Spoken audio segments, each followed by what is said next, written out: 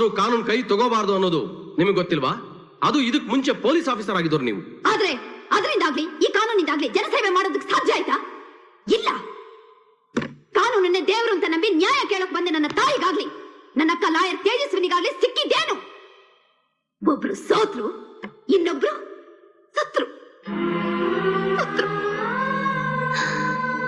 ನನ್ನ ತಾಯಿ ಸಾಕ್ಷಿ ಹೇಳಿ ಸತ್ಯಕ್ಕೆ ಜೀವ ಕೊಡೋಣ ಅಂತ ಬಂದಿದ್ರು. ಆದ್ರೆ ಆಗಿದ್ದೇನು? ಇಲ್ಲೇ ಇದೇ ಕೋರ್ಟಲ್ಲೇ ಇಷ್ಟು ಜನ ಲಾಯರ್ಗಳ ಮುಂದೆ, ಇಷ್ಟು ಜನಗಳ ಮುಂದೆ, ನಮ್ಮ ತಂದೆ ನನ್ನ ಅಕ್ಕನ ಮುಂದೆ ರಕ್ತದ ಮಡುವಿನಲ್ಲಿ ಬಿದ್ದು ಸತ್ರು.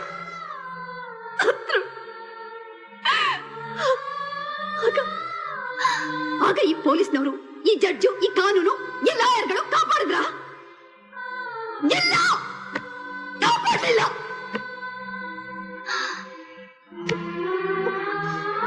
ಈ ಕಾನೂನು ನ್ಯಾಯ ಅನ್ನೋ ದೇವರಿಗೆ ತೊಡಸಿರೋ ಕಳಶ.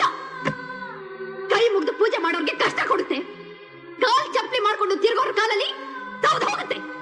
40 ವರ್ಷ ಆದ್ಮೇಲೆ ಮಾಮೂಲಾಗಿ ಮನುಷ್ಯ ಬಲಹೀನನಾಗ್ತಾನೆ. ಆದ್ರೆ ಸಮಾಜದ ಶಾಂತಿನ ಕಾಪಾಡೋಕೆ ಶಕ್ತಿಯುತವಾಗಿರ್ಬೇಕಾದಂತ ಕಾನೂನನ್ನ ಸೃಷ್ಟಿ ಮಾಡಿದವರು 40 ವರ್ಷಕ್ಕಿಂತ ದೊಡ್ಡವರು. ಅದನ್ನ ಮಾಡೇ 40 ವರ್ಷದ ಮೇಳ ಹೋಯ್ತು. ಅಂದ ಮೇಲೆ ಕಾನೂನು ಶಕ್ತಿಯುತವಾಗಿರೋದಕ್ಕೆ ಹೇಗ್ ಸಾಧ್ಯ? ನೀವೇ ಹೇಳಿ.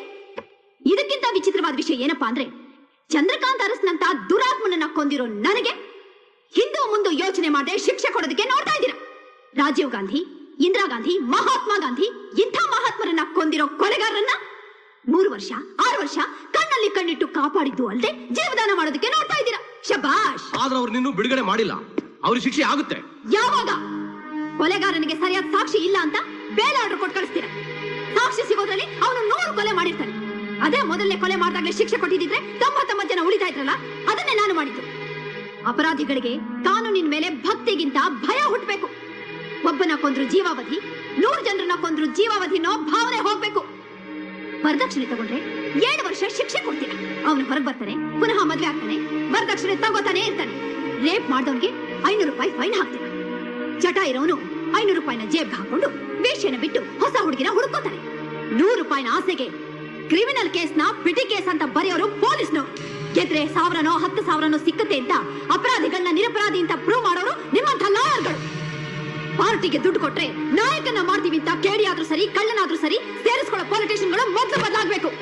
ಇಲ್ದಿದ್ರೆ ಆಂಧ್ರದಲ್ಲಿ ನಕ್ಸಲೇಟು, ಮದ್ರಾಸಲ್ಲಿ ಎಲ್ಟಿಟಿ, ಅಸ್ಸಾಮಲ್ಲಿ ಬೋಡೋಸ್ಗಳಿದ್ದ ಹಾಗೆ ಇಲ್ಲೂ ಉಗ್ರಗಾಮಿಗಳು ಹುಟ್ಕೋತಾರೆ.